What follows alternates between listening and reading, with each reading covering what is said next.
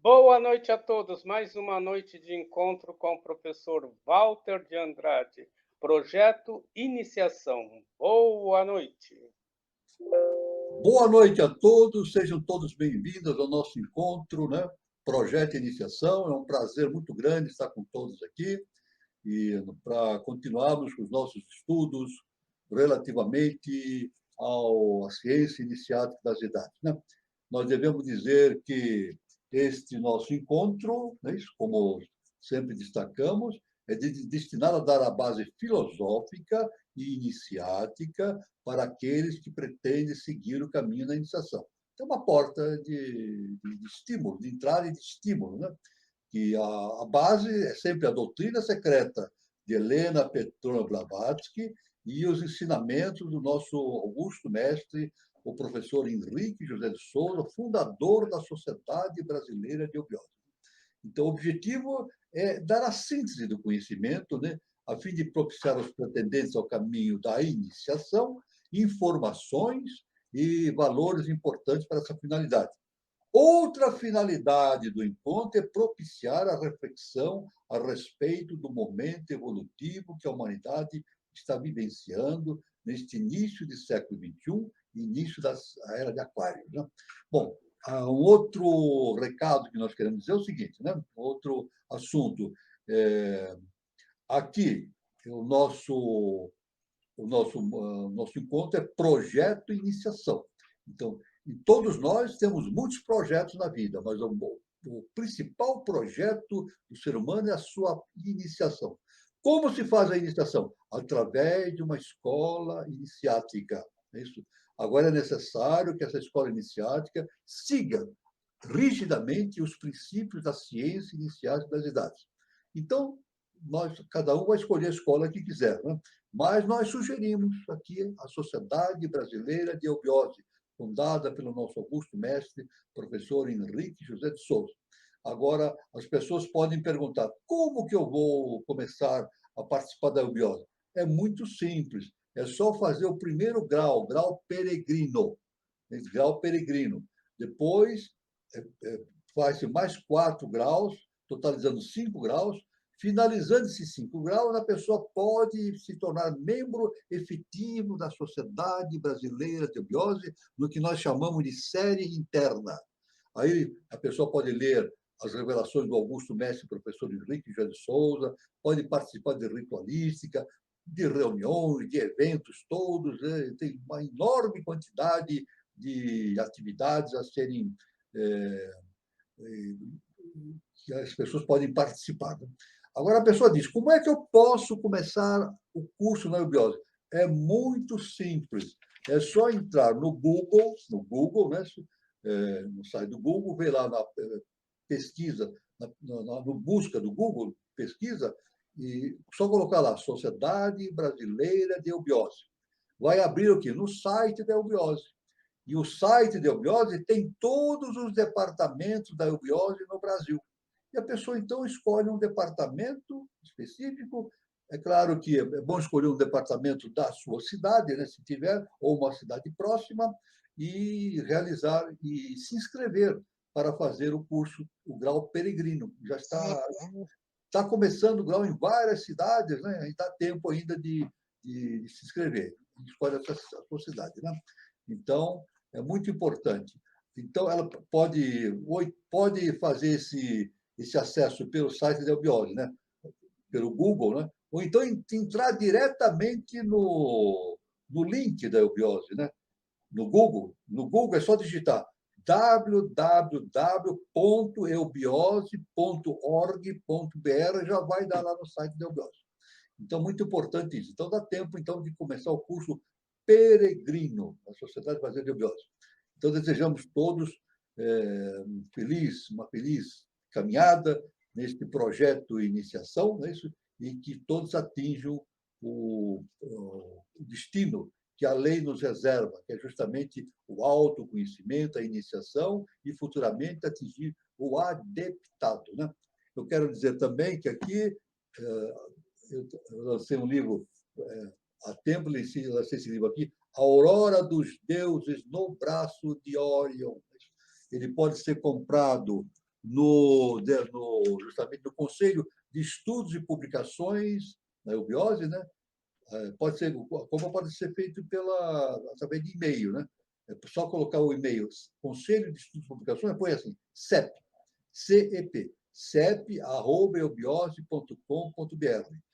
E vai ser enviado pelo correio, né?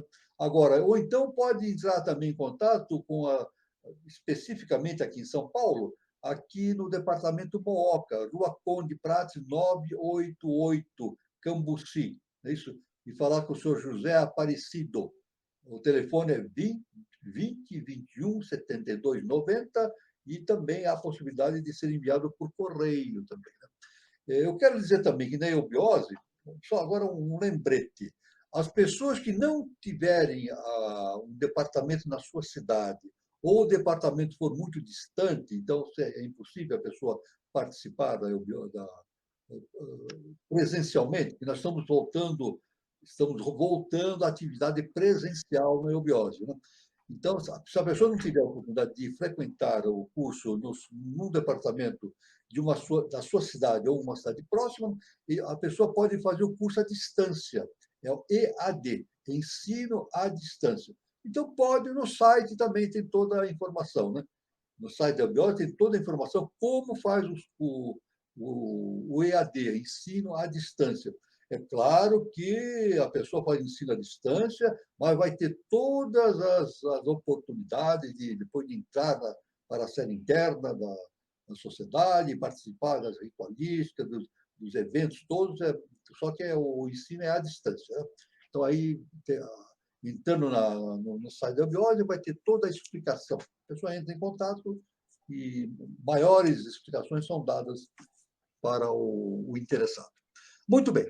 Nós estamos aqui continuando justamente o nosso estudo a respeito das instâncias de Dizian, que fazem parte da doutrina secreta de Helena Petrovna Blavatsky, não é isso? E são 7 instâncias de Dizian, praticamente a base do volume Cosmogênese, relacionada à cosmogênese, a base do estudo da cosmogênese, desse livro, do primeiro livro, né, da doutrina secreta, e nós vamos, então, continuar esses estudos, né? Continuar esses estudos a respeito justamente das instâncias de Dizian.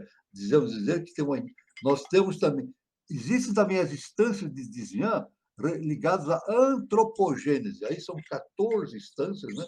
E futuramente nós também vamos estudar esses assuntos, né? Numa época oportuna aqui no nosso encontro.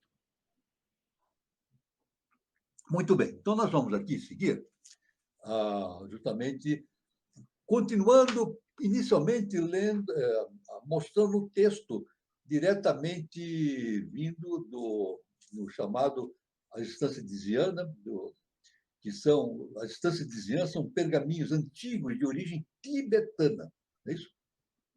HPV esteve no Tibete, inclusive nos mundos internos, e lá ela teve contato com as instâncias dizianas. As instâncias dizianas estão relacionadas com o livro dos preceitos de ouro e com os livros de Kyute, que são uma série de tratados de budismo, que são uma série de tratados de budismo esotérico, né?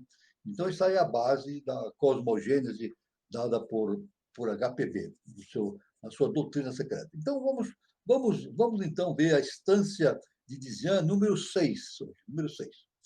Nosso mundo, seu crescimento e expansão. Esse é o título da instância, né? Pelo poder da Mãe de Misericórdia, Kuan Yin, o triplo de Kuan Shai Yin, residente em Kuan Yin Chen, Forrat, o alento de sua progênie, o filho dos filhos, tendo suscitado do abismo inferior o caos, a forma ilusória do Sentian, nosso universo, os 7 elementos. Veja bem, tudo isso é dito com palavras muito difíceis do sânscrito, etc., né? Mas depois a HPB explica com detalhes, como nós vamos observar, esses eventos. Desse início aqui, é citado na instância de Dizian o poder da Mãe de Misericórdia, né? Então, existe aqui um comentário muito importante, que essa instância, né, foi traduzida do texto chinês e foram conservados nomes como os equivalentes dos termos originais. Não se pode dar a verdadeira nomenclatura esotérica que só confundiria o leitor, né? Ou o estudante, né? E a doutrina bramânica não possui equivalente algum para esses termos. Nenhum sistema religioso exotérico adotou jamais um criador feminino. Olha só, interessante, né? E assim é que a mulher foi considerada e tratada desde o princípio mesmo das religiões populares como inferior ao homem. Isso aí é uma coisa que o Deus é sempre masculino, mas não é verdade isso, né? Na verdade, o Deus ele tem a potencialidade masculina e feminina que se manifesta no mundo objetivo, né? Tão somente, e depois o poder feminino, veja bem, o poder feminino é o poder criador, é da força. Isso. Então, o feminino é a força do universo. É isso? A Shakti, né? A força do universo, manifestada através da energia chamada Forrati, né? E o poder masculino através de Kundalini. Né? Tão somente na China e no Egito foram Kuan Yin e Isis equiparadas aos deuses masculinos. O esoterismo ignora ambos os sexos. A sua deidade mais elevada carece de sexo e de forma. Não é nem pai nem mãe. E os seus primeiros seres manifestados, tanto celestiais como terrestres, só gradualmente se convertem em andrógenos e finalmente se separam em dois sexos distintos. Então, a questão do universo é assim. Né? No segundo trono, a caixa para cima, né? acima do além a caixa, o que predomina é o androginismo, ou seja, não existe sexo, sexualidade, sexo. Né? Ou seja, aliás, o povo diz, né, de forma bastante simbólica, né, mas muito intuitiva, né, o povo diz assim que os anjos não têm sexo, e é verdade. Acima do Akasha não existe o androginismo. Mas, no processo de manifestação, é necessário que exista a polarização. Então, na polarização, então, o andrógeno, todo ser que do além a caixa, que é andrógeno, ele se polariza em duas partes, né? Uma masculina e uma feminina, formando então uma parelha, né? Isso aí sempre acontece com a manifestação dos seres de hierarquia, né? A questão de Jesus, o Cristo foi assim, né? Yeshua Ben Pandira, no segundo trono, andrógeno, mas no terceiro trono no mundo, ele se dividiu, essa essência se dividiu numa polaridade, né? Que é justamente Jesus e Maria. Maria é a contraparte de Jesus, apesar de ter sido a mãe dele, mas, na verdade, no sentido do além a caixa, é a contraparte de Jesus. Jesus e Maria são andrógenos, é o androginismo em si. Né? Então, isso aí é muito importante, essas considerações. Né? O radiante e veloz produz os 700 laia, matéria indiferenciada, contra os quais nada prevalecerá até o grande dia do ser conosco, e assenta o universo nesses fundamentos eternos, rodeando Xian-Tian, com os germes elementares, os átomos da ciência. Aqui já a doutrina, a instância de Xian fala sobre os centros Laia, que é o ponto indiferenciado. É justamente o ponto de equilíbrio, onde não há manifestação. Isso se relaciona aos dias e às noites de Brahma. Né? Existe uma parte que pode dar potencial, né? Pode dar potência, e outra parte do ato, que essa parte da potência são as noites de Brahma. E a parte do ato em si representa os dias de Brahma. Né? Então, e unindo esses dois pontos, existe o ponto Laia, que aqui é chamado, existe a matéria indiferenciada, dito aqui na instância de Disiana. Dos 7 elementos, primeiro um manifestado, 6 ocultos. 2 manifestados, 5 ocultos. 3 manifestados, 4 ocultos. 4 produzidos, 3 escondidos. 4 e 1 Tsan, fração, revelados, 2 e meio ocultos. 6 para serem manifestados, 1 posto de lado. Finalmente, as 7 pequenas rodas girando, uma dando nascimento à outra. Então, aqui, eu falo justamente nos 7 sistemas evolutivos, né? Mas de uma maneira simbólica, ele vai falando a respeito dessas potencialidades que vão se manifestando nessas 7 possibilidades de manifestação. Né? Ele as constrói à semelhança das rodas, mundos, mais antigas, colocando-as nos centros imperecíveis. E como as constrói Fohat? É uma pergunta dentro da distância, dizia. Juntando a poeira ígnea. Ele forma esferas de fogo, percorre-as através e ao redor, infundindo-lhes vida. Depois as põe em movimento, umas numa direção, outras em direção diferente. Estão frias e ele as aquece. Estão secas e ele as umedece. Brilham e ele as ventila e refresca. Assim procede Fohat, de um a outro crepúsculo durante 7 eternidades. Então, quer dizer, Fohat no seu poder criador, né? O poder feminino de Fohat, criando 7 universos. Né? Na quarta ronda, ou revolução da vida e do ser em volta das 7 pequenas rodas, os filhos recebem ordem para criar suas imagens. 1/3 se recusa, 2/3 obedece. Prefere-se a maldição. Eles nascerão na quarta raça, sofrerão e farão sofrer. É essa a primeira guerra. Isso tudo de maneira simbólica é dito, mas a HPB explica tudo isso depois. Né? As rodas mais antigas giraram para baixo e para cima. A desova da mãe encheu o todo, o cosmos, nosso sistema solar.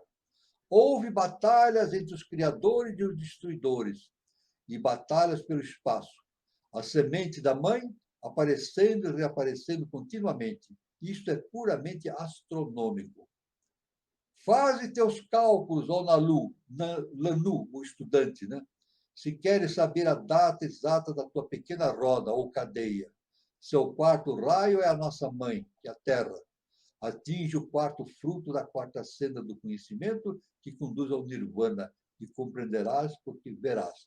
Então, aí termina, então, justamente o texto referente à estância de Dizian, que foi localizada por HPB no Tibete, né? De forma bastante simbólica, né? E que precisa de uma análise para adaptar esse conhecimento ao nosso modo de pensar humano, né? E principalmente ocidental. Então, aí seguem os comentários dados por HPB a respeito dessa estância diziana. A essência da trindade, Fohat, o filho dos filhos, cuja energia é Shakti, é um andrógeno que provém da luz do Logos ou da vida. Então, Fohat é a luz, é o movimento feminino, e ela diz, a energia é Shakti, Shakti, que é andrógeno, mas provém da luz do Logos ou da vida. Né? Assim, a luz manifestada por meio do Logos, ou verbo, é o mesmo Fohat, ou energia andrógena. Diz Subarrou é um estudioso a esse respeito. Né? Então, diz ele, a evolução começa pela energia intelectual do Logos, e não pelas potencialidades encerradas em Mula Prikti, raiz da matéria. Então, ele fala a energia intelectual do Logos, ou seja, a mente do Logos, se é que nós podemos chamar de mente, mas a capacidade que o Logos tem de produzir objetos, de produzir formas objetivas. Né? A luz logóica é o laço entre a matéria objetiva e o pensamento de Ishvara, ou Logos. Fohat é o instrumento pelo qual opera o Logos. Então, Fohat é o instrumento pelo qual opera o Logos. É uma energia feminina. Você veja que interessante. Né? O Wang Yin, a potência mágica do som oculto na natureza, evoca do caos os 7 elementos ou forma ilusória do universo. Então, temos o verbo manifestado como cosmos. Pronto, aí define bem a instância, nessa explicação, define bem o universo pré-cósmico, que é o universo manifestado, e o universo cósmico, justamente originado pela ação de Fohat, que é uma energia feminina. Isso através dessa força extraordinária que é a Shakti. Né? Laya é o ponto zero da diferenciação da matéria, onde se desvanece toda a manifestação. Então, o ponto Laya é justamente o ponto de conversão daquilo que é potencial no potencial. Então, nós temos as noites de Brahma, em cima, num semicírculo, depois atinge o ponto Laya, e vai para baixo, fazendo um semicírculo, que é os dias de Brahma, e onde surgiram os 7 sistemas evolutivos. Né? Então, esse ponto lá, então, é um ponto zero da indiferenciação da matéria. Assim está a explicação, como explica HPB a respeito dessa instância de Dizian. Né? A matéria diferenciada no sistema solar existem 7 condições diferentes, personificadas por Fohat, no qual se fundem as outras 6. São elas, essas diferenciações: o calor, o som, a coesão, a eletricidade, magnetismo e o espírito da eletricidade, que é a vida do universo. Fohat é, pois, o espírito da evolução através da matéria grosseira. Não é um Deus pessoal, mas a emanação dos poderes dos filhos da luz. Assim explica HPB. Né? Então, dos 7 elementos que compõem a Terra, 4 estão plenamente manifestados. Atualmente, o quinto, que é o éter, está parcialmente manifestado nessa segunda metade da 4ª ronda, e só se manifestará plenamente na 5ª ronda. Vejam bem, então ela diz que este quinto elemento, éter, que é justamente o segundo trono, está parcialmente manifestado, e só se manifestará na 5ª ronda, a seguida, nós estamos na 4ª ronda, né? Se manifestará na 5ª ronda. Então, nenhum mundo ou corpo celeste poderia ser construído no plano objetivo sem que os elementos estivessem suficientemente diferenciados no seu estado primitivo, latente em Laia. Básico, então. Hein?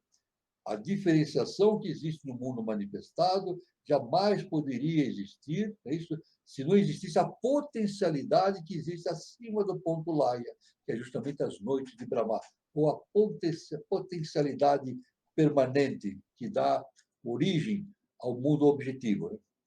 No espaço, há uma perpétua mudança de moléculas e átomos correlacionando-se e transformando-se sobre cada planeta seus equivalentes de combinação.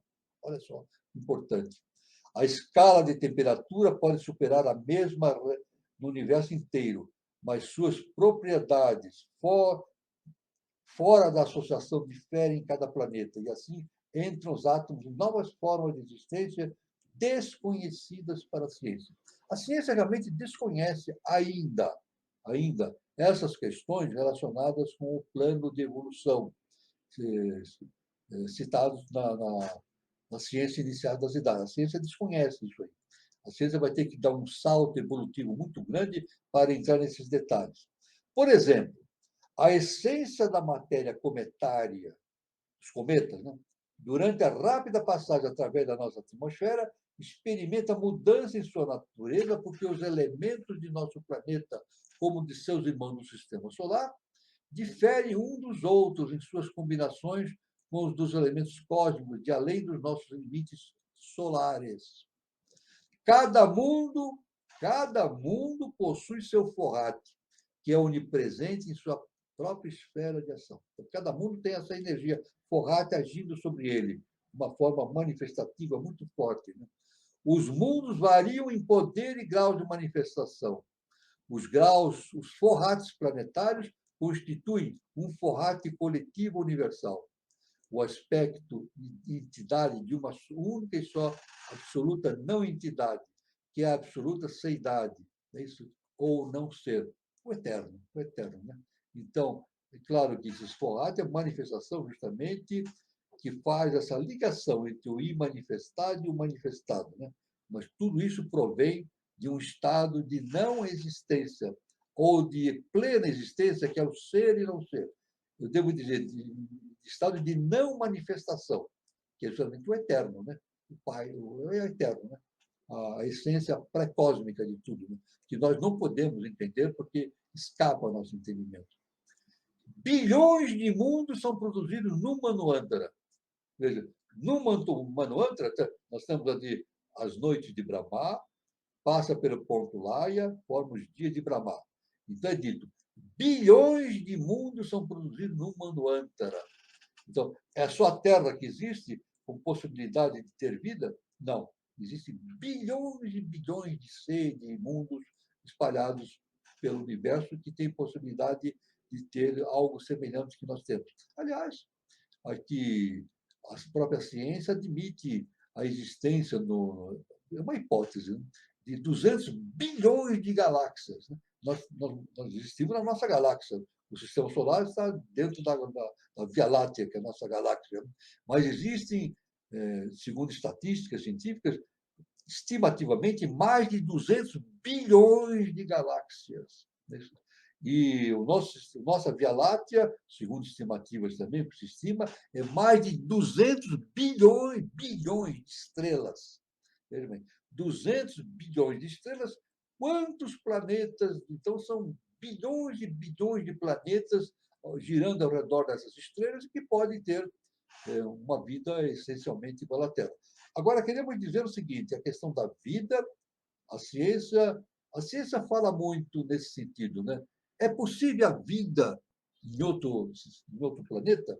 É claro que a ciência restringe a questão da vida ao conceito de vida que nós entendemos, a vida orgânica, a vida orgânica.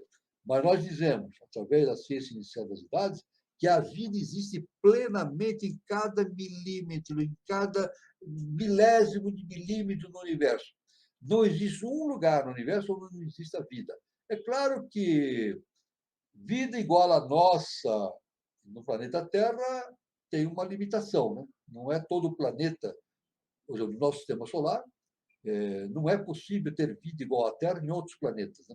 Porque os planetas são mais próximos do Sol são muito quentes, os mais distantes são muito frios, e somente a Terra, que está justamente na zona ecológica, pode albergar vida igual à nossa, né? É uma faixa muito pequenininha, mas devemos dizer que a nossa vida orgânica que nós temos, o corpo como nós conhecemos, é uma forma de vida, mas os planetas que nós consideramos não habitados, eles têm vida também, só que vida hiperfísica.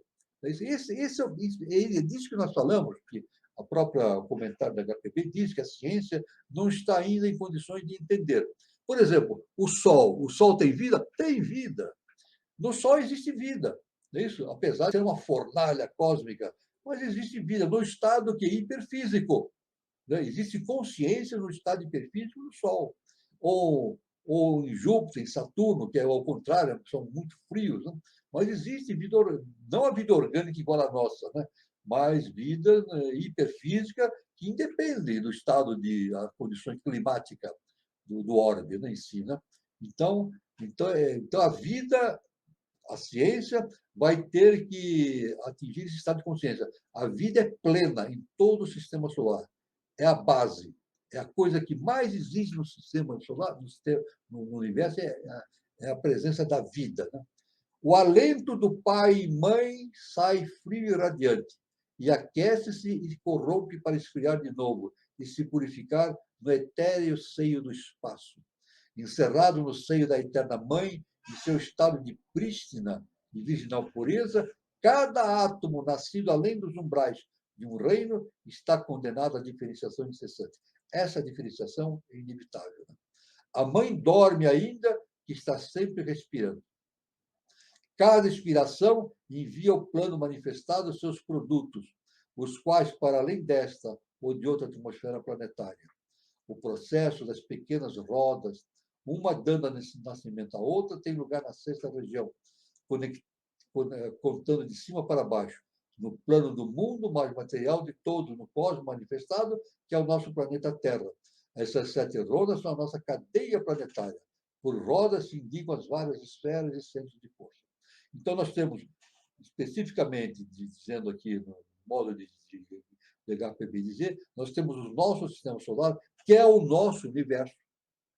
A doutrina secreta diz, o nosso sistema solar é o nosso universo. Agora, o universo em si, amplo, infinito, a gente não tem ideia do que seja, na realidade, foge ao nosso conhecimento humano. E também o nosso sistema solar, nós pouco sabemos a respeito do nosso sistema solar, né? Mas sabemos que a evolução do sistema solar evolui de forma setenária. E aqui no nosso plano evolutivo, nós temos 7 sistemas evolutivos, né? E em cada sistema, nosso quarto sistema evolutivo, nós temos 7 cadeias evolutivas. Nós estamos na quarta cadeia. Quarta ronda da quarta cadeia evolutiva, tendendo para uma quinta cadeia, né? E nós todos tendemos para um quinto sistema evolutivo, que corresponde justamente ao segundo trono, né? Quinto sistema evolutivo, né? Então, o processo os mundos são construídos pelos modelos mais antigos que existem em outros manuantaras precedentes de entrarem para a Laia, pois a lei que rege o cosmos é a mesma para o Sol e o átomo. Veja só essa informação que a HPB nos fala. A lei que rege o cosmos no total é a mesma para o Sol e para o átomo. A lei é a mesma. É a mesma, veja bem. Isso significa que... O que significa isso? Que a divindade está manifestada em tudo, tanto no macro como no microcosmos. A divindade está manifestada tanto no universo como um todo, é isso, a divindade, no seu processo de manifestação, como na menor partícula que existe. Então, de tal maneira que nós podemos fazer uma afirmação que é até uma contradição da matemática humana, né? Uma afirmação que é uma contradição da matemática humana. Quando falamos assim, veja só a contradição. O eterno se multiplica sem se dividir. Olha, é uma contradição matemática. O eterno se multiplica sem se dividir. Então, ele forma a diversidade sem dividir a sua unidade. Então, tudo que existe tem a unidade divina, o eterno. Seja uma abelha, seja uma formiga, seja um átomo, um elétron, e nós também, como temos a unidade dentro de nós. Tanto que Jesus, não é isso? Numa dos seus ensinamentos, ele falou claramente, João 10. João 10, ele falou o seguinte: vós sois deuses. Temos o Deus dentro de nós. E tudo que existe no universo tem Deus dentro de si. Então, é claro que... Então, por isso que a HPB ensina, né? Que a lei que rege o cosmos é a mesma para o cosmos, para o Sol, para o átomo e até partículas subatômicas. Tudo funciona da mesma maneira, debaixo de uma lei universal única, né? Há uma obra perpétua de perfeição em cada uma das novas aparições. Porém, a substância matéria e as forças são sempre as mesmas. Esta lei age em cada planeta por meio de leis variáveis de menor valor. Olha só que interessante, né? A amplitude desse conhecimento. É claro que a ciência está muito longe desse entendimento. Agora, longe por quê? Porque a ciência não entende a existência dos mundos hiperfísicos. Para a ciência, só existe o mundo que nós conhecemos, o universo astronômico, né? Então, os telescópios e os radiotelescópios focam nas suas pesquisas o mundo cósmico, mas a matéria densa. Matéria densa. Tanto a densa como nós conhecemos, ou matéria muito mais densa que estão nos buracos negros e assim por diante. Né? Mas, além desse universo, existem as formas hiperfísicas. O que a astronomia estuda é a pele do universo. Veja bem, o que a astronomia estuda, e nós temos uma visão fantástica a esse respeito, é a pele do universo, a parte superfície. Dentro dessa pele existem os mundos hiperfísicos, né? Que são inumeráveis, né? E com toda a existência de seres de hierarquia e processos evolutivos fantásticos que nós desconhecemos também, a tal ponto que a HPB diz que o nosso universo, ao qual a doutrina secreta se refere, é o nosso sistema solar, unicamente. É claro que a gente pode imaginar, né? Imagina a quantidade de universos, de sistemas solares que existem pelo universo afora. É inimaginável a quantidade de sistemas solares que existem pelo universo afora. Pelo universo afora. E a quantidade de tipos de vidas, né? Tanto orgânicas como hiperfísicas que existem pelo universo afora. É algo inconcebível para a nossa mente humana. Mas nós caminhamos para isso, né? O importante é que a ciência deve, se não entender esse fato, um grande passo para a ciência acadêmica é admitir a possibilidade da existência desses universos hiperfísicos. Isso aí já vai ser um grande passo. Mas isso vai acontecer. No terceiro milênio, a ciência vai evoluindo, e isso vai acontecendo no conhecimento humano de forma inevitável, inevitável. Né? Então, os centros Laia têm grande importância, centros Laia, né? Pois são uma condição, não um ponto matemático, mas centros imperecíveis. Os mundos são construídos em cima, os mundos não são construídos em cima nem embaixo, nem nos pontos Laia. Os elementais, as forças da natureza, são as causas secundárias que operam invisíveis e que são os efeitos de causas primeiras através dos véus dos fenômenos terrestres. Para propósitos formativos ou criadores, as grandes leis modificam seu movimento perpétuo em 7 pontos invisíveis, dentro da área do universo manifestado. O grande alento faz no espaço 7 buracos, ou 7 laias, centros laia, para fazê-lo girar durante o Manvantara, sendo laia o reino do negativo absoluto, o númeno, ou seja, o que vem antes do fenômeno, do 7º estado de substância cósmica não diferenciada, é também o ponto de partida de qualquer diferenciação. Então, nós vamos aqui, dando uma paradinha aqui nessa primeira parte, para passar a palavra ao nosso irmão Carlos, nós vendo a grandiosidade. O primeiro passo para o estudo, justamente, considerando que nós estamos aqui no projeto de iniciação, o grande passo para a investigação cósmica no sentido transcendental não significa que nós devamos ter imediatamente o conhecimento de tudo, isso é impossível. Mas é muito importante a admissão da possibilidade da existência de coisas extraordinárias que a nossa mente não pode conceber. Isso já é um ponto pacífico, é um ponto de evolução extraordinária. A consideração que existem possibilidades cósmicas extraordinárias, além daquilo que nós conhecemos como matéria física densa. Isso é muito importante e isso a doutrina secreta nos possibilita a mentalização. Eu passo a palavra para o nosso irmão Carlos, para as suas considerações e para o prosseguimento do nosso trabalho aqui. Muito bom, professor, muito conhecimento, né? E como o senhor disse de tudo isso, eu também acredito que exista vida em todo esse universo.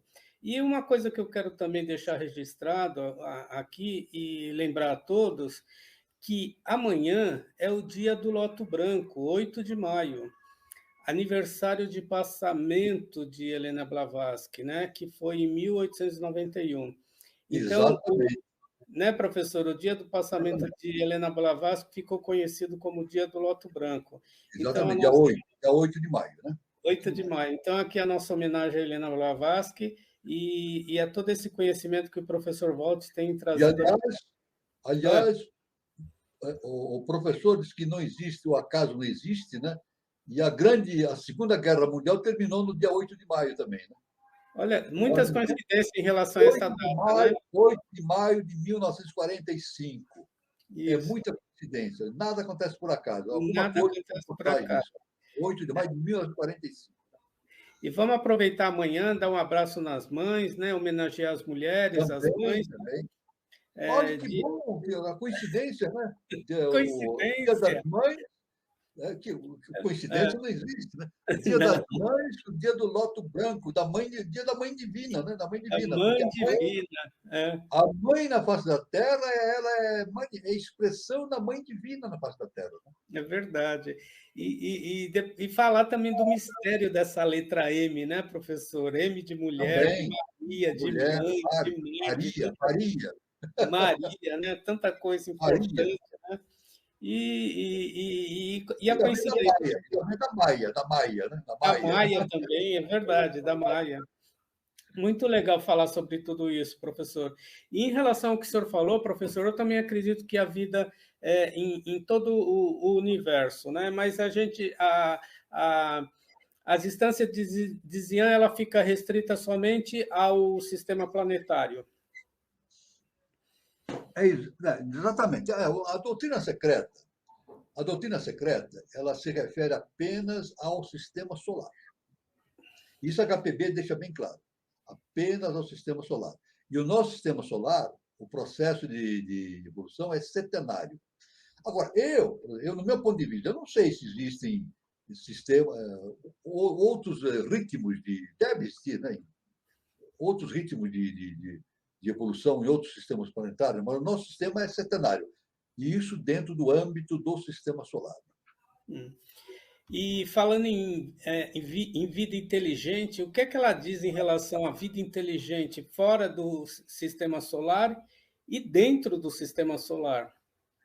Bom, nós podemos, se existe vida em todo o universo, né? Não existe uma infinitésima parte de milímetro que não exista vida, né? É claro que existem vidas inteligentes, mas muito mais do que inteligência, vidas divinas, né? Divindades, hierarquias, né? O universo todo é constituído por hierarquia. Devemos considerar que é algo muito importante o que a HPB fala, né? Que tudo no universo tem consciência. Veja bem, tem consciência. Isso é uma coisa muito importante, né? Isso é uma coisa importantíssima. Tudo tem consciência, né? Por exemplo, uma pedra tem consciência, uma planta tem consciência, mas tem consciência relativamente ao seu estado de existência, né? Uma pedra tem consciência de mineral, uma planta tem consciência de vegetal e assim por diante. E nós, como seres humanos, temos a consciência de seres humanos. Então, o que importa no universo é a consciência. Agora, a consciência está acima das conjecturas e das ilações e das possibilidades físicas em si, né? A consciência ela invade todo o universo. É o que de mais perene existe no universo, mais substancial que existe, né? Então, é claro que existem consciências e mais consciências, indubitavelmente, em outras esferas de evolução, em outras galáxias, em outros sistemas solares. Aliás, o nosso mestre, professor Henrique, nosso augusto mestre, professor Henrique José de Souza, numa das suas revelações, ele fala o que a ciência ainda não admite, não tem nem possibilidade ainda, a mínima possibilidade de admitir, que o Sol, na verdade, ele faz parte de um sistema centenário, são 7 sóis. 7 sóis que giram ao redor da estrela Sirius. Sirius, né? Então, são 7 sóis, dos quais o nosso Sol é um deles, gira ao redor da estrela Sirius. E Sirius, uma estrela de primeira grandeza da constelação do Cão Maior, ela tem consciência de enorme evolução espiritual. Isso o nosso mestre fala. Seres de enorme evolução espiritual. E é uma estrela, né? Ígnea, né? Fulgente, uma fornalha, mas tem consciência. Veja bem, isso é uma prova que nós falamos que no Sol existem consciências lá existentes, né? E, aliás, o próprio um grande filósofo latino, Plutarco ele dizia que existia um intercâmbio de consciência entre o Sol e a Terra, né? Como consciências que iam e vinham, como se fosse uma escada de Jacó, né? E talvez até identificando como se fosse uma escada de Jacó, né? Um intercâmbio de consciência entre o Sol e a Terra. Então, um pensador que fala também sobre esse assunto. Então, nosso mestre diz sobre Sírios, que lá tem consciência de enorme amplitude angelical lá existentes e que fazem a condução dos destinos do planeta, desse sistema centenário do qual o nosso Sol faz parte. Muito bom, professor.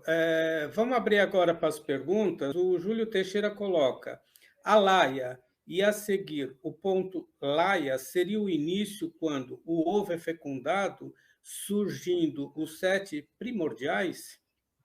Bom, o ponto lá é o ponto é o ponto de mudança, né?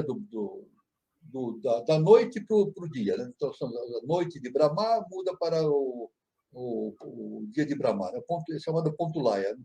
É o ponto de transição. Né? O ponto. Então, antes do ponto Laia, nós temos o universo de forma potencial, e no Manvantara nós temos o universo em forma manifestada. Aqui no nosso caso, nós sabemos que são 7 sistemas evolutivos. Né? Então, é claro, o nosso mestre, o nosso irmão Júlio Terceiro fala, quando o ovo é fecundado, surgindo sete primordiais. Sim, é claro, nós podemos imaginar que o ovo é um ovo que está ali em estado germinal, né? E esse ovo se dilata, né? No sentido de formação do nosso universo, né? E que a nossa ciência descobriu uma correspondência no ponto Laia com o buraco negro, né? É uma correspondência. Olha, já existe uma correspondência da ciência oficial com o ponto Laia, que é o buraco negro, né? A ciência diz que o nosso universo surgiu de um ponto conceitual matemático, nem material, é um ponto conceitual matemático, que é justamente o ponto primordial, né, de surgimento do universo. Né? Então, o universo, aquele ponto explodiu, houve uma explosão e surgiu o universo. Mas mesmo hoje, existem cientistas que questionam esse fato, que o universo teria surgido ali. Tem muitos cientistas que dizem que do outro lado desse ponto, esse ponto obscuro, né, ponto negro, né, que existe daí do manifestado, poderia existir outras formas de manifestação de outros universos. Isso a ciência já está cogitando esse fato. Vários cientistas estão cogitando esse fato. Né? Então, nós podemos ter essa ideia. A HPB nos dá essa ideia do ovo, quando ela fala justamente do primeiro logos, né? Que é um ovo com um germe no centro. Né?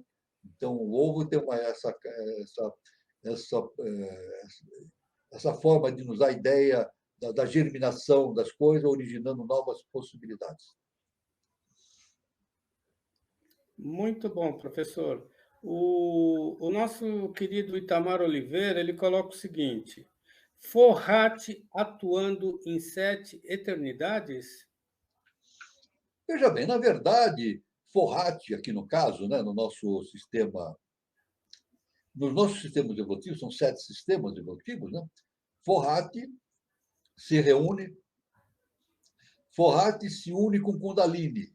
Então, a potência feminina se une com a potência masculina e forma 7 deuses. Esses 7 deuses estão abaixo do segundo trono. Veja bem, então, o segundo trono, é isso, a mãe divina, de lá vem Forat, se une com Kundalini, que vem de baixo, e forma 7 deuses. Essa é a formação do nosso sistema evolutivo. São 7 sistemas evolutivos. E nós estamos no quarto sistema evolutivo. Tivemos o primeiro sistema, segundo sistema, terceiro sistema, estamos no quarto sistema evolutivo. Né? Então, podemos dizer, dentro de uma forma alusiva ao tempo, podemos falar atuando em 7 eternidades, né? Pela nossa maneira de entender da eternidade. Né? Nós podemos dizer assim que Forat, no sentido de sendo o potencial feminino que dá origem a 7 deuses, ou a potencialidade para a existência de 7 universos, de 7 sistemas evolutivos. E é o que acontece. De acordo com a ciência inicial das idades, isso aconteceu no nosso processo evolutivo, né? Aqui no nosso sistema objetivo. Tanto que são 7 sistemas evolutivos representados por 7 sistemas solares. Nós somos no quarto sistema evolutivo, um quarto sistema solar, o Sol com os planetas. Mas depois, quando passar para um quinto sistema evolutivo, existirá um outro sistema solar, que talvez seja esse sistema modificado. O nosso sistema solar modificado para uma nova conformação, uma nova conformação planetária. Né? É isso que nós podemos entender. Então, isso que é importante. A doutrina secreta ela se restringe ao conhecimento da nossa evolução em 7 sistemas evolutivos pertinentes à Terra, pertinentes ao nosso sistema solar. Então, o nosso sistema solar é justamente a formação do quarto sistema evolutivo, que deverá evoluir para um novo sistema solar, um quinto sistema, depois um sexto sistema e assim por diante. Então, a gente pode falar em 7 eternidades, porque o tempo é tão grande para a nossa mente humana, que a gente pode falar em 7 eternidades. Muito bem, professor. E falando de tão grande, a gente percebe que o universo é tão grande, professor, quando o Júlio Teixeira coloca o seguinte: dizem que há mais estrelas no céu que grão de areias na Terra. Exatamente. Quem falou isso foi um astrônomo, que agora me escapa, um grande astrônomo já falecido, agora me escapou o nome dele. Me lembro, se alguém se lembrar, Carl Sagan, né? Carl Sagan, um grande, foi ele que disse isso, que ele, pela concepção dele como astrônomo, Carl Sagan, pela sua concepção do universo, ele disse que há mais estrelas no céu do que grãos de areia no deserto. Isso é uma frase de Carl Sagan. Muito bom, professor. O Itamar Oliveira, ele coloca o seguinte: tudo que manifesta há uma lei? Tudo se manifesta através da lei. Nada escapa à lei universal. Por isso que o nosso mestre diz, o nosso Augusto Mestre Professor Henrique de Souza, ele diz: o acaso não existe. Tudo existe debaixo da lei. Suponhamos, suponhamos que eu pusesse supor que existe algo que se manifesta fora da lei. Então, eu diria que existem coisas que ocorrem fora da atuação do eterno, que chama-se de Deus, mas do eterno, que é a essência pré-cósmica. Né? Então, seria um absurdo eu falar isso, né? Que existem coisas que escapam à lei. Então, a lei não seria, o eterno não seria o tudo, né? A unidade. Então, isso é uma coisa absoluta dentro do universo. Tudo ocorre debaixo de uma lei universal. Nada escapa à lei, né? Tudo se manifesta. Desde as menores coisas, as coisas maiores do universo, obedecem a uma lei universal. E é infalível, infalível. Muito bom, professor. Eu só quero deixar o meu abraço ao Vitor Guedes, do Departamento de Santos. Boa noite, Boa Vitor. noite, Vitor. Boa noite. Muito obrigado pela presença. O Júlio Teixeira pergunta o seguinte, professor: seria algo como o Manasaputra, projetando o Mahatma, que se manifesta em 7 humanos e cada humano em 7 aspectos? Exatamente, nós podemos dizer isso. Né? O Manasaputra é uma forma ainda primária da existência da consciência humana. Né? Isso aí a Cosmogênese nos fala a existência dos Manasaputras, lá no tempo da terceira raça-mãe, a lemuriana. Né? São formas ainda de protótipos, né, para a manifestação da consciência humana. Né? Então, é claro que isso aí projeta para propicia a existência de outros estados de consciência, não é isso? E, evidentemente, manifestando em seres humanos. E cada ser humano, como o nosso irmão afirma, com todos os seus aspectos. Né? Então, na verdade, no universo existe uma conexão entre o pré-cosmo, o estado pré-cósmico e o estado cósmico, né? Uma descida de energia, vida de consciência. Né? A lei sempre age, inevitavelmente a lei sempre age. Existe essa conexão. Mas para que exista essa conexão, é necessário que existam consciências que façam essa conexão. E essas consciências que fazem a conexão são aquelas que já passaram por estágios evolutivos suficientes para poderem fazer esses processos de conexão. Né? É por isso que é muito importante, dentro do conhecimento iniciático, a concepção de que tudo se manifesta através de veículos. Veículos. Né? É necessária a existência de veículos. E esses veículos são construídos, né? Como nós vimos aí, inicialmente através do Manasaputra, né? Projetando depois outras consciências. Né? Então, é necessária a existência de veículos, formas veiculares para que a consciência universal superior se manifeste no plano físico denso. Então, isso é a base do processo evolutivo, né? A formação de veículos para a manifestação da consciência cósmica. Muito bom, professor. O Itamar Oliveira, ele coloca o seguinte: Shakti, uma energia de Fohat? Podemos dizer que Shakti é uma forma de energia de Fohat, né?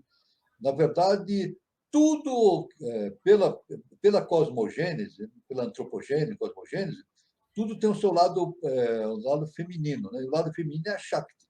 E a Shakti representa a força, né? São 7 forças universais.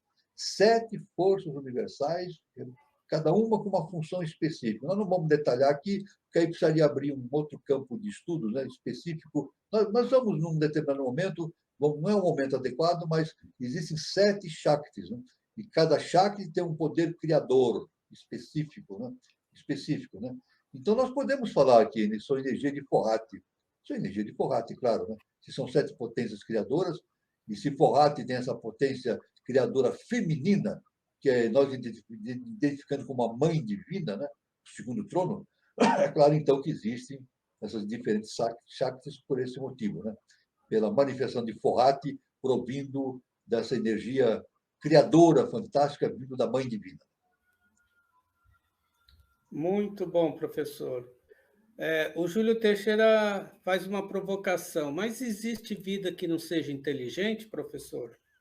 Veja bem, é uma pergunta muito interessante, né? Existe vida que não seja inteligente? Veja bem, a questão é de a gente identificar o que seja vida, vida, né? Houve há alguns anos atrás eu vi não era um estudioso, um repórter, uma pessoa que lidava com a mídia, né? Ela viajou por várias partes do mundo e perguntando para as pessoas o que ela achava que era a vida. O que é a vida? Então, efetivamente, a resposta que as pessoas diziam era: não sei. Eu não sei o que é a vida. Eu não sei definir o que é a vida. O que é a vida? É fácil definir o que é vida? Não, não tem. A vida realmente, somente um ser angelical, um ser de elevada hierarquia, poderá ter uma visão concreta daquilo que seja a vida. Mas, evidentemente, a inteligência é um aspecto evolutivo dentro do processo vital. Vital, né? O nosso mestre diz: a inteligência no homem é a projeção do Espírito de Deus. Então, a inteligência é a projeção do Espírito de Deus no homem. É claro, então, é inteligência, né? Intelecto é inteligência, né? Então, existe a vida, e depois a projeção de Deus cria a inteligência. Cria a inteligência. Então, o assunto é muito difícil, mas devemos dizer que, além do estado de vida que nós podemos entender, nós podemos conceber o estado de consciência. Não é isso? Eu acho que, mais profundamente, em vez de falar vida, inteligência, podemos dizer consciência. Por isso que a HPP diz: tudo no universo tem consciência. Se nós podemos identificar como vida, então a gente pode dizer que vida é consciência. Vida seria a consciência. Eu acredito que, de maneira geral, existindo vida, onde existe vida, existe a consciência, né? A consciência vegetal, mineral, atômica, do elétron e do próton, tudo isso tem consciência, uma consciência relativamente ao seu estado de existência, né? Então, agora, a inteligência é específica do estado evolutivo do homem, né? Isso é específico. Aí entra a antropogênese, né? Há uma descida da consciência, uma descida do Espírito de Deus no homem e lhe origina o estado de inteligência, o estado de... O que significa inteligência? Inteligência vem do latim interlegere. Vem do latim interlegere. Interlegere, em latim, quer dizer ler por dentro. Ler por dentro. Ler nas entrelinhas. Então, só o homem, aqui na Terra, só o homem, eu estou dizendo na Terra, no objetivo, só o homem consegue ter uma leitura por dentro de si mesmo. Os animais não têm. O cachorro, o cavalo, o leão, eles não conseguem ler por dentro de si mesmo. Não têm essa noção da sua própria individualidade, porque lhe falta inteligência. Ou seja, vamos dizer o seguinte: a inteligência ainda é muito rudimentar. Não é isso? Rudimentar. O cachorro tem mente, ele tem a mente, mas é muito rudimentar ainda no quaternário, né? Ele tem uma mente concreta muito rudimentar. Mas ele, de certa maneira, pensa. Nós vemos que os cachorros pensam. A maneira do cachorro, de maneira limitada, né? Muito ainda primitiva. Mas eles têm essa maneira mental de inteligência. de entender as coisas. Mas inteligência específica no processo evolutivo, aqui no momento que nós estamos vivendo, é algo pertinente ao ser humano, né? Por isso que o nosso mestre foi muito específico nessa definição, né? A inteligência é o espírito de Deus no homem. Ou seja, um cavalo, por exemplo, sente frio, mas ele não consegue identificar um frio dentro dele mesmo. O homem sente frio. E o ser humano fala, eu estou com frio, eu estou com frio. Então ele vê isso por dentro dele mesmo, ele se identifica como algo individual, individualizado, sentindo frio. Isso é um problema da inteligência. Isso da inteligência. Tanto que eu digo que o computador, né, erroneamente, os técnicos chamam do computador como inteligência artificial. Isso não é bobagem. Não existe a inteligência artificial. O computador jamais vai ter inteligência. É impossível. É impossível uma máquina ter inteligência. Porque para ter inteligência é necessário que desça o Espírito de Deus. O Espírito de Deus vai descer no computador? É possível isso? O Espírito de Deus se incorporar no computador? Isso é impossível, não há possibilidade.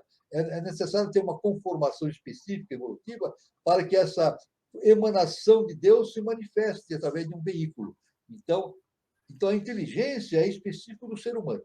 Isso é específico do ser humano. Mas não quer dizer que o que não é inteligente não seja vida. Isso que eu quero dizer. Nós não podemos dizer o que não é inteligência não é vida. Não, tudo tem vida, né? Tudo tem vida. Tudo tem vida, porque tem consciência. Isso é importante. Tudo tem vida porque tem consciência. Toda partícula, por menor que seja, tem consciência. Isso aí faz parte da doutrina secreta de Helena Petrovna Blavatsky, e a inteligência faz parte dos ensinamentos do nosso mestre, professor Henrique José de Souza. Muito bom, professor. O Júlio Teixeira concordando com o seu depoimento, Ótimo! a Que Maria bom, que Conceição bom, da Silveira também. que bom, E, que bom. e vamos lá, vamos seguindo aqui. O Guilherme Guazelli Neto ele fala instantaneidade. O senhor. Eu quero dar uma mensagem para o Guazelli. Ah, Guilherme Guazelli Neto ele tem cobrado a sinarquia. Né? isso tem. Ele falou assim, ele até na última, ele disse, ele não vou falar mais. O Guazelli falou, ele brincou, né? Ele até Isso, pôs ele o brincou. kkkk, né? Ele falou, não vou falar mais, kkkk, né? Ele brincou, foi uma brincadeira. Mas eu quero dizer, viu, Guazelli, no, Guilherme, nós vamos falar para a sinarquia, mas é no momento oportuno, porque e não vai ser uma apresentação, não, só não. A sinarquia vai ter 6, 7, 8 encontros. Oito partes, porque é um assunto muito extenso. Mas o Guazelli, e para todos, aliás, eu pus isso no Facebook, né? Quem quiser se adiantar sobre sinarquia, ter uma noção que eu passo através da internet, é só entrar no meu canal do YouTube, Walter Teixeira de Andrade. Isso, Guazelli, olha, põe lá no YouTube, Walter Teixeira de Andrade. Tem 3 canais no YouTube, tem lá várias palestras sobre sinarquia. Então, pode ir se adiantando lá, palestras públicas, presenciais. E 2 entrevistas que eu fiz, 2 entrevistas na rádio que eu fiz, justamente sobre sinarquia. Né? Então, com o nosso. Duas entrevistas na rádio. Né? Então, o Schutz, com o Schutz, né? Nosso irmão Schutz. Então, tem lá, quem quiser ver sobre a sinarquia, pode ver da forma como eu indiquei. Né? Instantaneidade. Claro, a instantaneidade é o aqui e agora. Né? É o aqui e agora, é a base. O pensamento budista diz o aqui e agora. O tempo é uma questão, a concepção de tempo é maia, é maiádica, é maia. Né? A nossa inteligência, nosso sistema de entendimento se limita a um processo de linearidade. Né?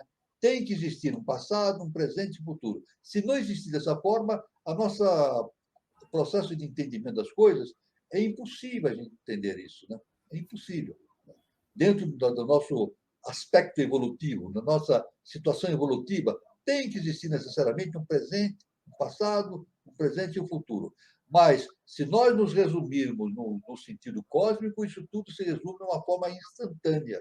Não é não é passado, presente e futuro, é o aqui e agora. Né? Tudo se resume numa única coisa, incorporada num único momento. Né? Essa é a explicação que nos dá, não é eu que estou dando, assim nos ensina a ciência iniciática das idades.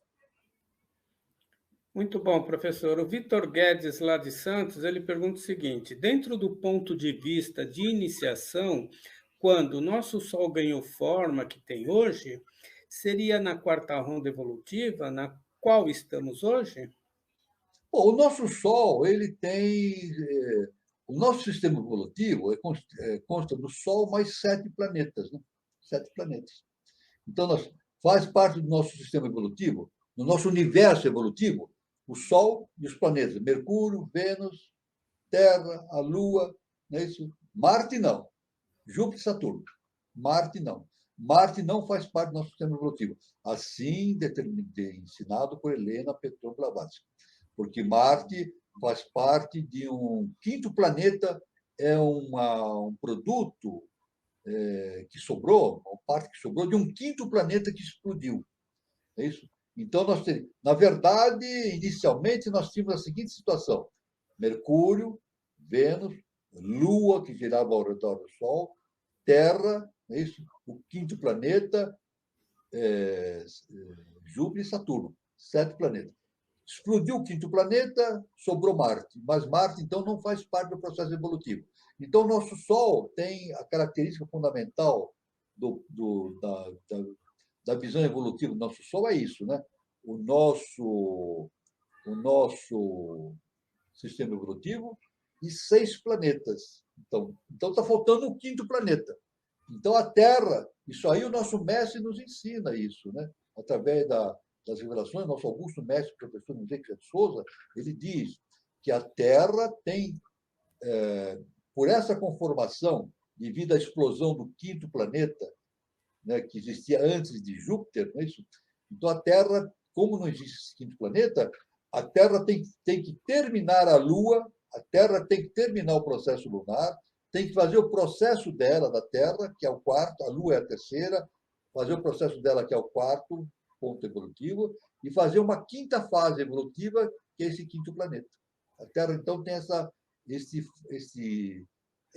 responsabilidade de realizar 3 fases: a Lua, o da Terra e do quinto planeta, para depois tudo passar para Júpiter e Saturno. Então, esse é o ponto, é a visão geral que nós podemos dar a respeito do nosso sistema solar atual, que não é definitivo. Depois, na quinta cadeia evolutiva, depois no quinto sistema evolutivo, vai ter outro sistema solar, não é isso? Utilizando-se as mesmas, talvez alguns planetas modificados, de outros entrando, e aí a lei vai definir a conformação do novo sistema solar, que vai ser o nosso futuro ponto de evolução. Muito bom, professor. Aí tem há uma consciência aí. Há uma consciência aqui, ó. Uma consciência felina, né? Mas tem uma consciência. Tem Professor, Deus esse bichinho tem Deus dentro dele, tem a divindade dentro dele. professor, tem dia que ela está tão carente, ela não está me deixando aqui, mas vamos lá. Mas tem a divindade dentro dela. O Itamar Oliveira, ele pergunta o seguinte: buraco negro seria um sol oculto? O buraco negro, se nós fizermos a comparação com a doutrina secreta, é o ponto Laia, né? É um ponto Laia, né? Na verdade, é um ponto de formação. Por isso que eu acabei de falar anteriormente, né?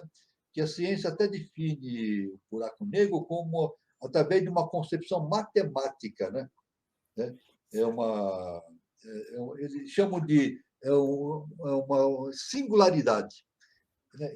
Situação de singularidade. Então, não existe dimensão, não existe nada, é um ponto lá, é um buraco negro. E esse buraco negro, então, num determinado momento, houve uma explosão. Aí formaram-se, todo o universo se formou aí, a matéria e tudo, o tempo, o espaço, se formou desse buraco negro. Então, é o Sol oculto? Sim, de certa forma, é um ponto oculto para a ciência que está ali. Mas a ciência inicial chama isso de, paralelamente ao buraco negro da ciência, chamado do ponto Laia. Né?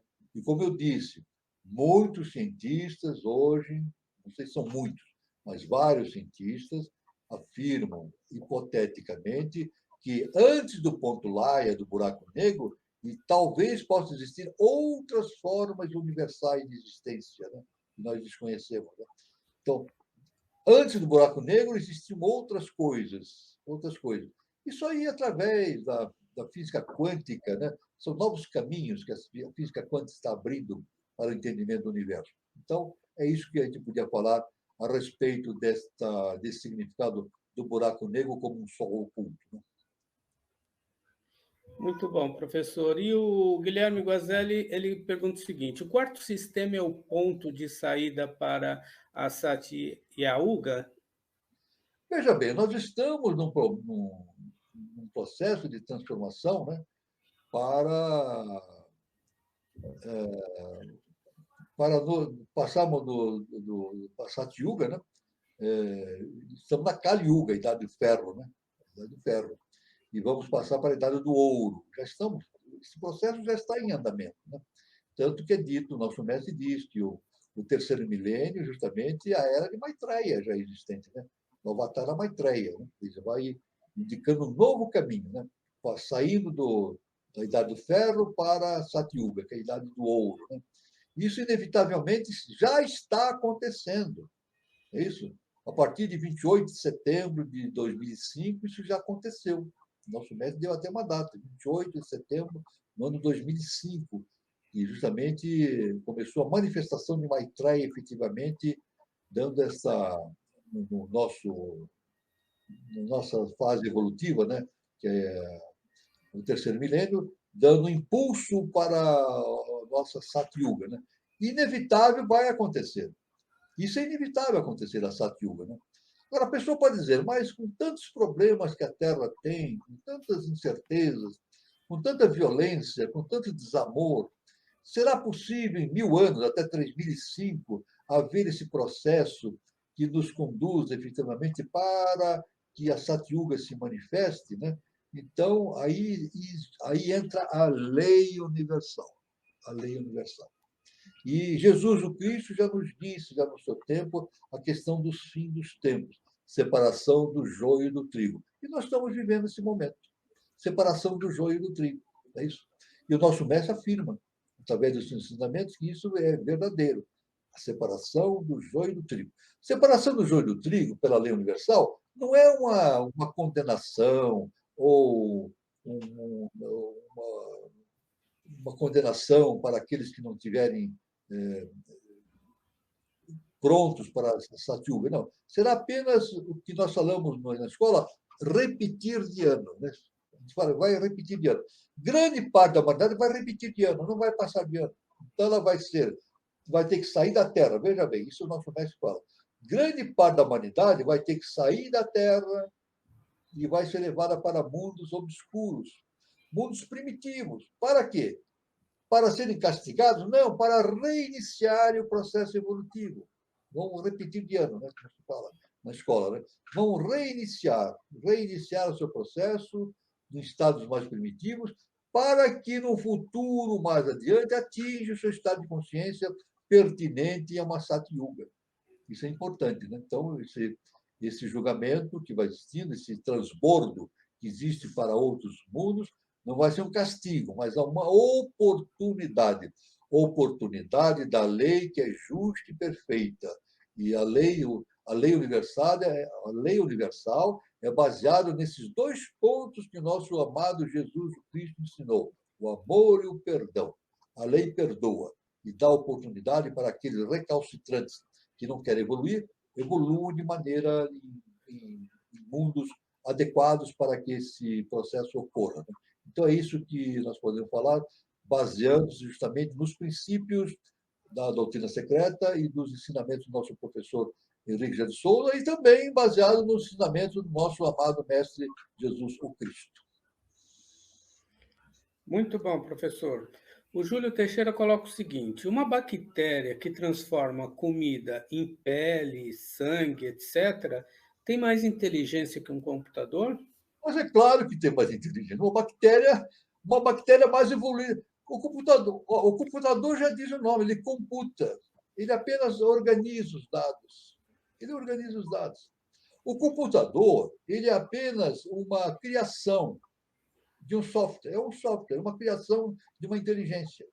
O computador é fruto de uma inteligência que criou aquele software. É isso. Então, o software evolui. Mas como é que o software evolui? Através de uma inteligência humana, que vai produzindo novos aplicativos, novas possibilidades, etc. Né? Mas o computador não pensa.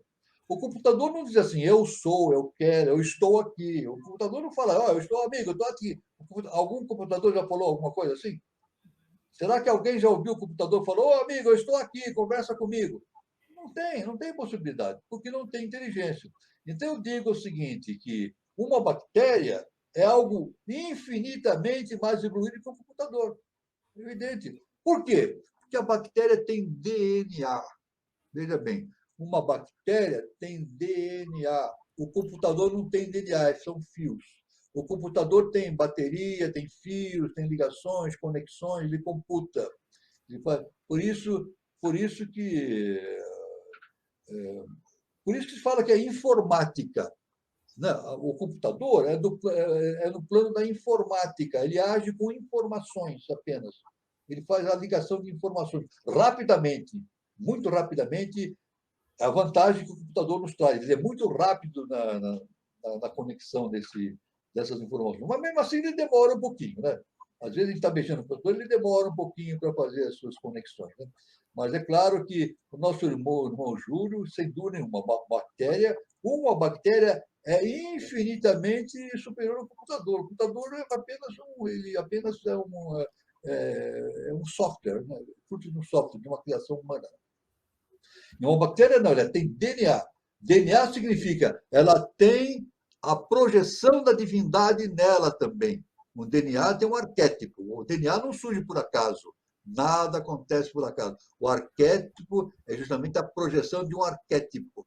O DNA é a projeção de um arquétipo, que justamente dá a possibilidade da existência de uma bactéria. Muito bem explicado, E professor. a bactéria tem, veja, uma bactéria, um vírus também, um vírus. O vírus, agora nós estamos vendo, né?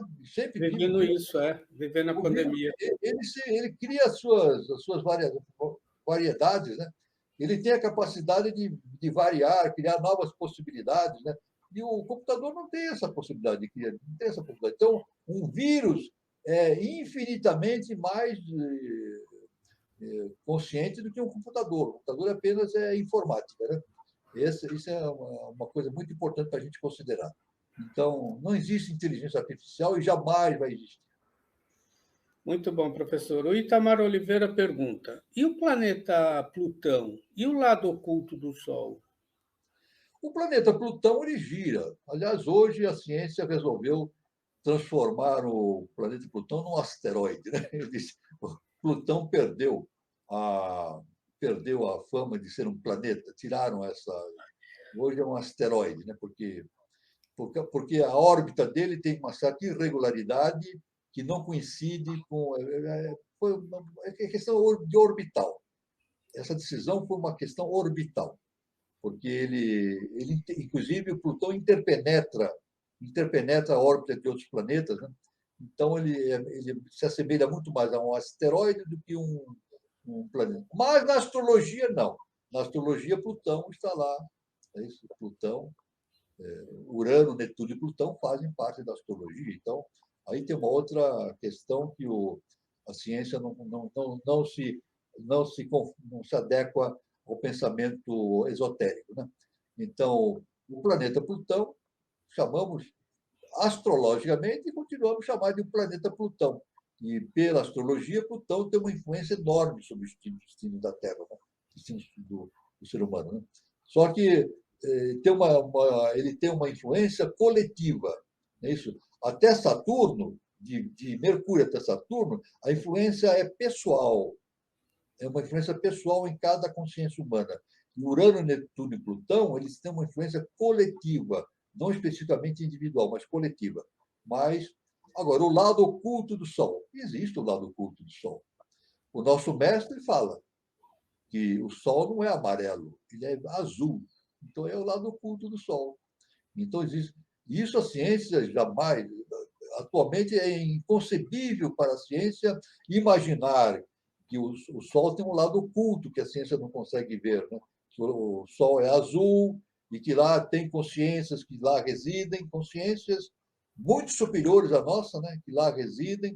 Existe uma ligação muito intensa entre as consciências que lá existem com as consciências da Terra e assim por diante. Então, existe o lado oculto do Sol, sem dúvida. Então, eu já falei sobre o planeta Plutão e o lado oculto do Sol, que existe sim.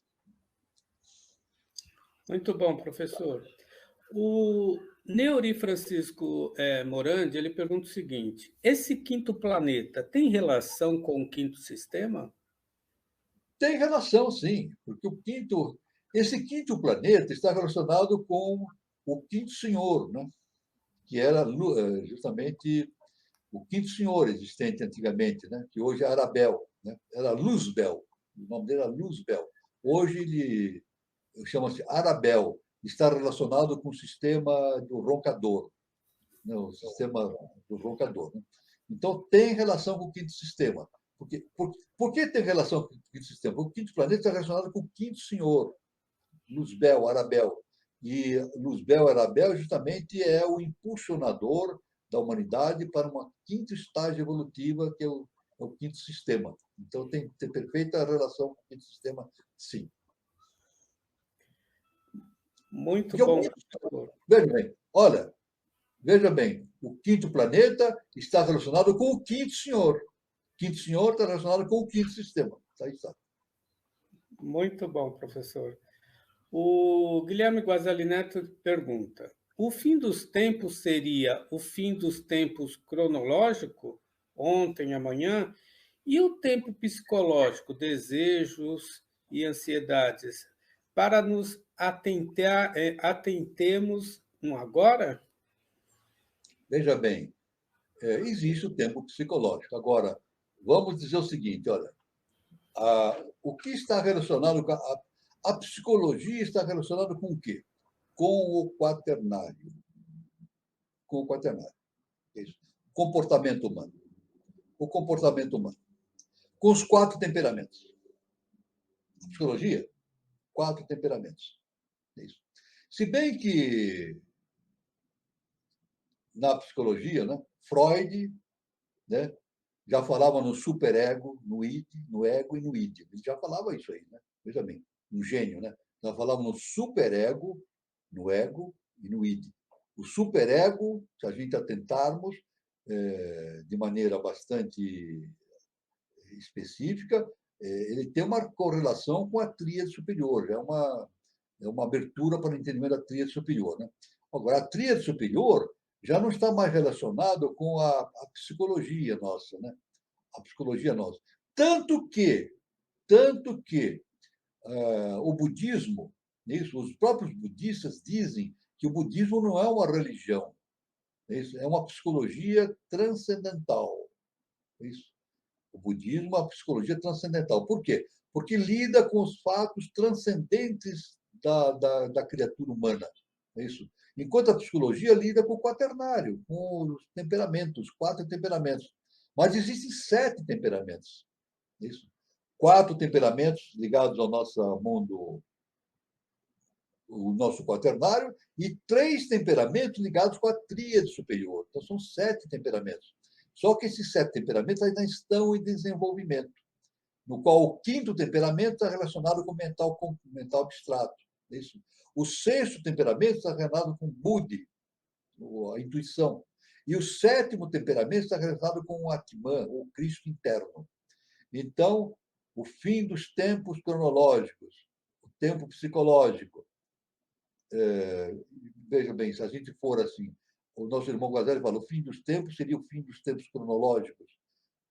Veja bem, o fim dos tempos ele não tem uma relação específica com o tempo que nós imaginamos, está fora do tempo. Né? O fim dos tempos está relacionado com o estado de consciência das pessoas, né? Que foge à questão temporal, né? Passado, presente e futuro. O que define realmente O que define a essência do indivíduo é a consciência dele. A consciência dele. Consciência, sim, nós podemos ver consciências mais evoluídas e consciências menos evoluídas. Aí, de uma forma humana, nós entendemos as consciências mais evoluídas como o futuro. As consciências normais, mais parecidas com o homem, como a consciência presente, do presente. E os seres mais evoluídos, as consciências do passado. Mas também isso é muito relativo, né? A consciência se relaciona com o estado evolutivo do ser que tem essa consciência. Então, nós dizemos assim, Jesus o Cristo, para nós, no nosso entendimento temporal, é o ser do futuro. É o ser do futuro, né? E um cachorro, por exemplo, né? Um leão, é um ser do passado, porque ele tem uma consciência que não está ainda na altura da consciência humana, que tem inteligência, né?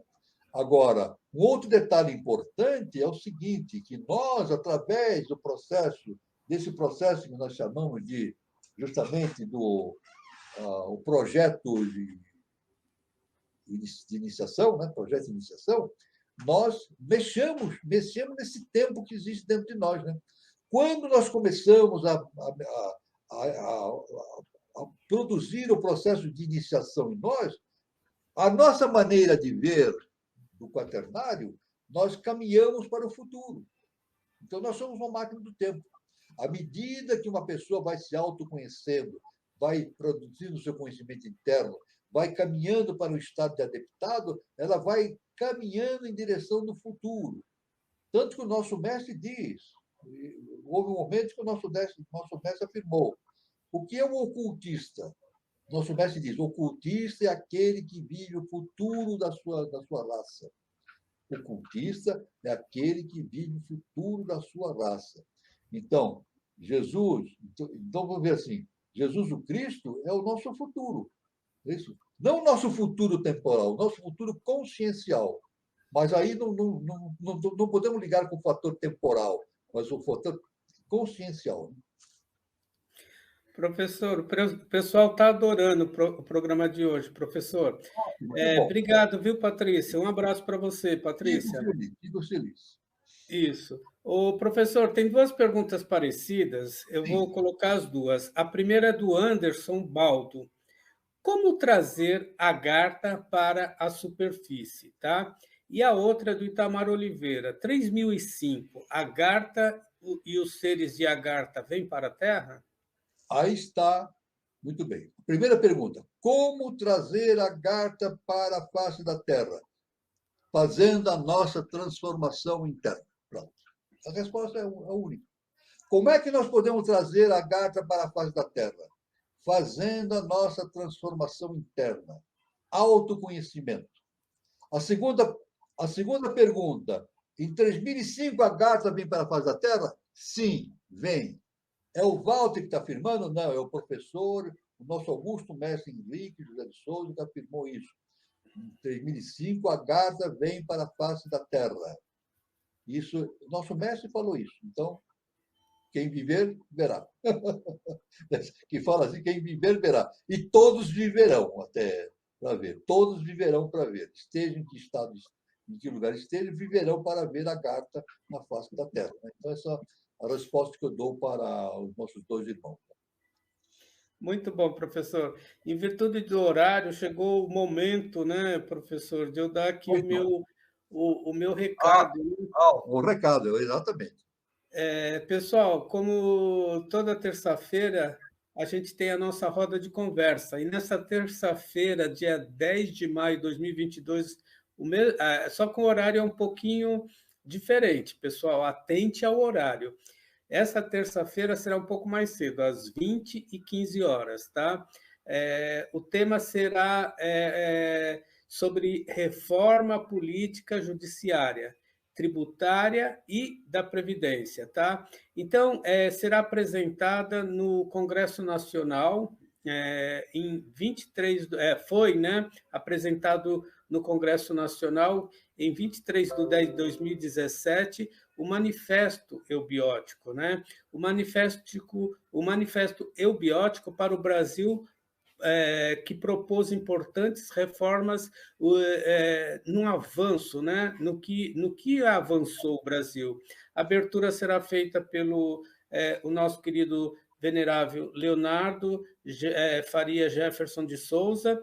Eu acho que vai ser online, né? Vai ser lá de São Lourenço, e os expositores Fernando Lessa, Vitor Bö, Eduardo Nunes e Edson Moraes. A moderação será de Daniela Troncoso e de Gabriel Zanin.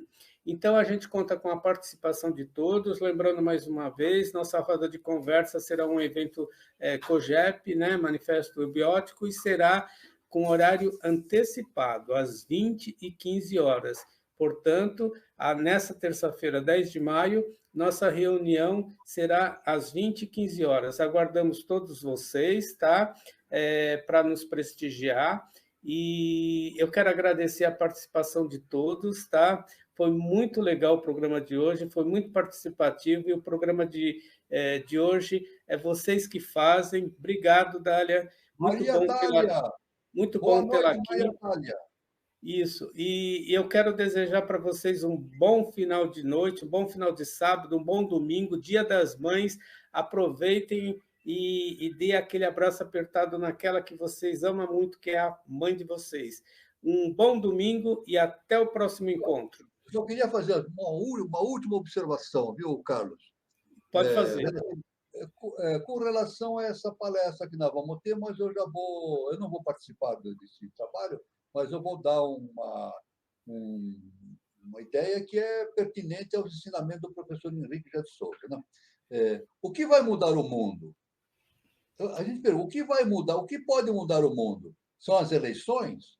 São as mudanças tributárias? As mudanças políticas? As mudanças financeiras?